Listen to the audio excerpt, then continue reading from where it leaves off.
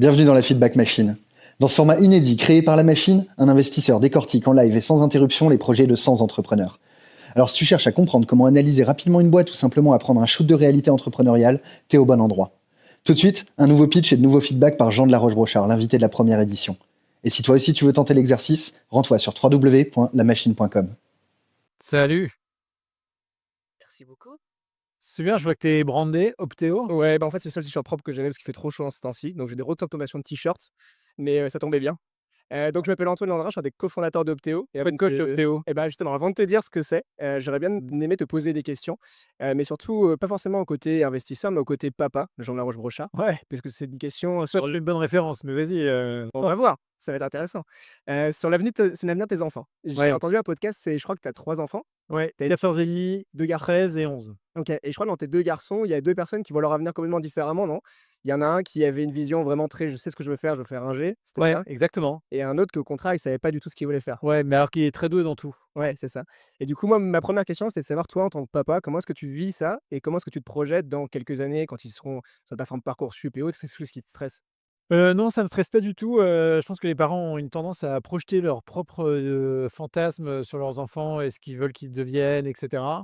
Et que c'est vraiment une très bonne chose à faire. Qu'il y a plusieurs adages qui comptent. Le premier, c'est les gens disent toujours à leurs enfants fais ce que t'aimes parce qu'on fait bien ce qu'on aime bien. Moi, je pense plutôt qu'on aime ce qu'on fait bien et qu'il ne faut pas mélanger les deux. C'est la première chose.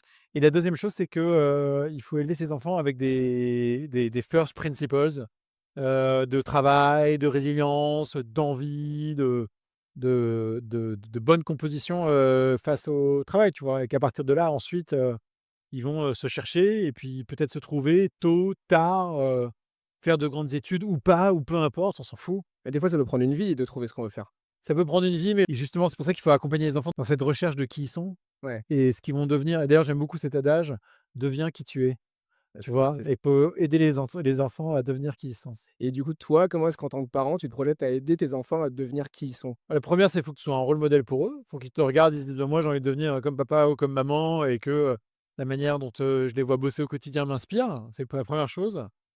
Et la deuxième, c'est, qu'ils expérimentent. Parce que tant qu'ils expérimentent pas, en fait, ils peuvent pas savoir, ce qui les intéresse vraiment, quoi. Ouais, carrément, ça, je suis entièrement d'accord avec toi. D'ailleurs, je trouve que dans l'orientation, de manière générale, on va forcément orienter les enfants vers des métiers, mais tant qu'ils n'ont pas effectué le métier, ils peuvent pas savoir si vraiment ça peut leur Exactement. plaire ou pas, quoi. Et une autre question aussi, il me semble que toi, c'était pareil, genre ton parcours scolaire était un petit peu chaotique dans le sens où tu as pas Ouais, aussi. suivi Ouais. ouais. Et du coup, aujourd'hui, est-ce que tu as l'impression que ça a changé? Est-ce que tu as l'impression qu'on accompagne mieux les gosses justement à savoir ce qu'ils veulent faire? Ou est-ce que tu penses que c'est toujours Non, non, c'est toujours la même merde? Ouais, bah, du moins, on est d'accord là-dessus sur ce point-là. Et du coup, à ton avis, enfin, c'est la dernière question que j'ai envie de te poser, après ouais, je vais te dire ce que je vais faire. Mais, à ton avis, si ce problème, il est si universel, s'il est si commun et s'il donne autant de stress à des gens, devant plus de 700 000 personnes chaque année qui passent Parcoursup et autres, pourquoi est-ce qu'il y a toujours pas une boîte en France ou dans le monde qui a craqué ce business-là et qui justement a résolu ce problème? parce que je pense que c'est pas un business et que c'est trop difficile parce que tu vas aider des gens enfin, aider des gens à devenir, qui doivent devenir, en fait, c'est hyper dur, quoi, tu vois? C'est le challenge d'une vie. Donc c'est pour ça que tu as des conseillers d'orientation, puis des coachs, puis plein de trucs, mais à l'école, je sais pas comment tu fais ça franchement concrètement, hein. Ouais, beh, du coup, je suis assez d'accord avec ce truc-là, mais je vais te montrer du coup ce qu'on a fait parce que nous, on a essayé de résoudre ce problème-là. Alors qu'est-ce que tu fais toi? Donc, on a créé une application mobile et Ouais, cette application mobile-là, elle a pour, objectif de simplifier le problème de l'orientation. Donc là, moi, je t'ai créé un compte, mais tu vois, c'est un petit peu comme un Tinder-like, genre ouais. relation IP les cartes. Et à partir de ça, donc ça va aider, l'enfant à découvrir un peu ce qu'il aime à travers des questions qui sont très simples. Et ensuite, nous, on a créé un algo qui va lui faire le travail à sa place, c'est-à-dire qu'on va le faire matcher avec toutes les formations qui existent en France.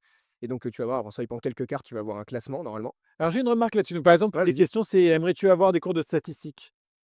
Ça, je sais pas comment ça se passe d'un point de vue cognitif, mais c'est une réponse, très fermée Ouais, et dont en fait tu poses pas des questions qui sont tes questions sont très tendancieuses directes, on va ouais, dire. c'est fait exprès. En fait, le but, Et pourquoi tu leur demandes pas si, ils aiment les chiffres?